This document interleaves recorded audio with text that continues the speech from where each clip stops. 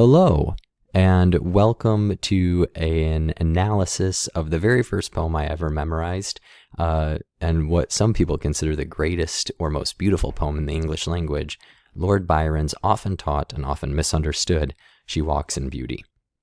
So many people think poets live lives of quiet observation, a stroll through nature, a date with a thesaurus, and a few hours at the quill pen or typewriter before bed. The reality, though, is while some poets fit that description, many have biographies filled with just as much adventure and misfortune as our own. And when it comes to Lord Byron, well, his life story is so outlandish, it breaks the poetic stereotype completely. So who is this guy?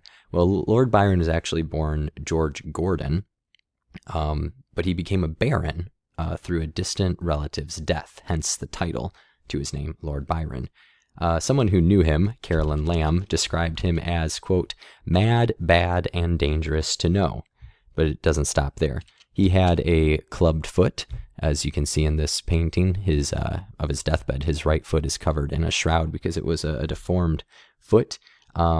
He kept a pet bear in college, partly because he couldn't run or fence like the other kids. He took up swimming and popularized the sport in Romantic era England. In fact, he swam the Hellespont in Greece, which is still considered an impressive feat to this day. He's often called Europe's first true celebrity. He inadvertently helped popularize vampires when his doctor falsely attributed the poem Vampire to him in order to help it sell more copies. He died in a war for Greek independence, even though he was British, and he slept with pretty much half of Europe. So, as you can see, his work is sometimes overshadowed by his life, but he truly was one of the greatest writers the English language has ever seen. So let's take a look at his most famous piece, She Walks in Beauty. She walks in beauty like the night of cloudless climes and starry skies, and all that's best of dark and bright meet in her aspect and her eyes, thus mellowed to that tender light which heaven to the gaudy day denies. One shade the more, one ray the less, had half impaired the nameless grace which waves in every raven tress, or softly lightens o'er her face, where thoughts serenely sweet express how pure, how dear their dwelling place. And on that cheek and o'er that brow, so soft, so calm, yet eloquent, the smiles that win, the tints that glow, but tell of days in goodness spent, a mind at peace with all below, a heart whose love is innocent. It's quite a poem. So what's going on in this piece? Well, basically, you have a very common meter. In fact, it's called common meter, 4 iambic feet. She walks in beauty like the night, very similar to Shakespeare's iambic pentameter, but one less foot, so 4 instead of 5. You also have a pretty common rhyme scheme, night, skies, bright eyes, so it's A, B, A, B, and that rhyme scheme continues throughout the poem. So there's nothing really special about the meter or the rhymes other than the fact that Byron weaves it together very masterfully. I think the real beauty of this poem, besides the fact that it just sounds pleasant, is in the imagery that he uses. And I want to take a deeper look at that here. So the images I want to focus on for this video, and there's a lot, you have to read these poems many, many times to get a lot of stuff out of it. But one of the things you can latch onto right away is the combination of dark images contrasting light images. And I would argue that creates a sense of a complete beauty.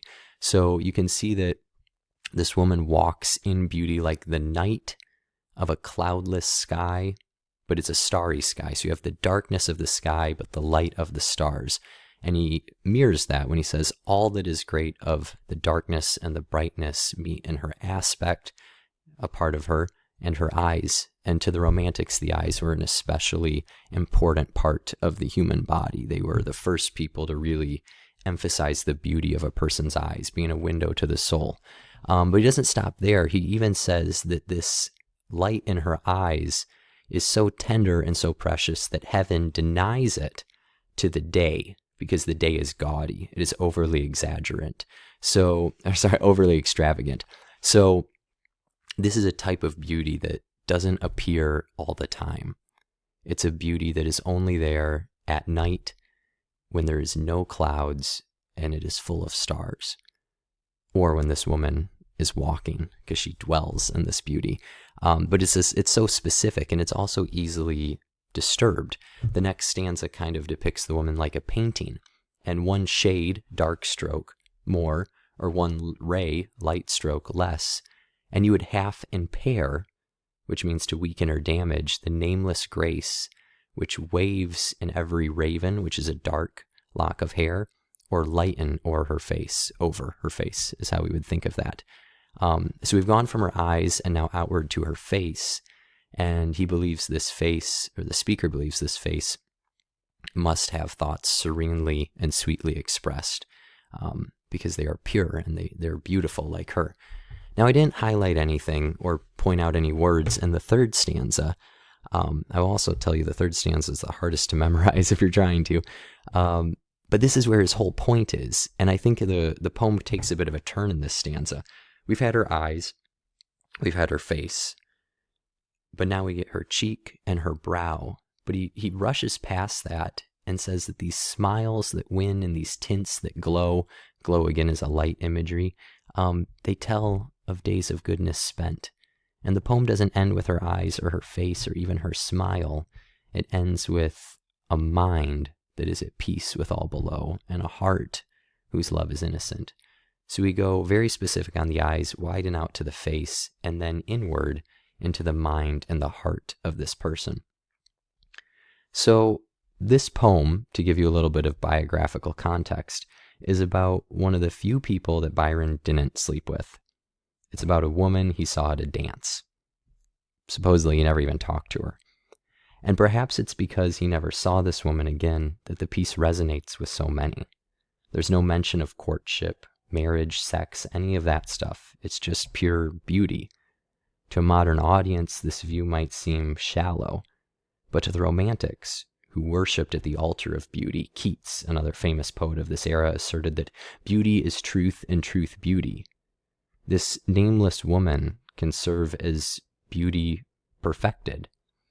Perhaps that's why the speaker is so certain that she must also think beautiful thoughts in a heart that is innocent and beautiful. So this poem has shown up in a lot of places. A couple areas of influence is Dead Poet Society. It's one of the poems that the boys at the boarding school memorize in order to try and impress girls and pawn off as their own. That's not the reason I memorized it, for the record. Maybe it is a little bit. Another spot it appears is my favorite play of all time, play I'd love to do a video about one day, Tom Stoppard's Arcadia.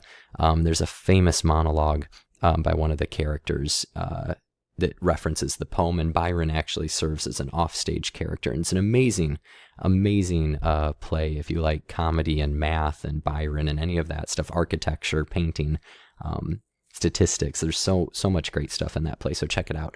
And then also, if you've seen White Collar, there's an episode where the main character he impersonates a teacher, and he teaches this poem to the class. So those are just a couple examples I could think of, but like I said, this poem appears everywhere, and some might say it's overrated, but I think it really deserves the reputation it has as just this beautiful and kind of pure piece. And it's not all there is in the world, beauty, but it's certainly something that we devote a lot of time and attention to. So I think this poem can have a little bit of that market. Thanks for watching. See you next time.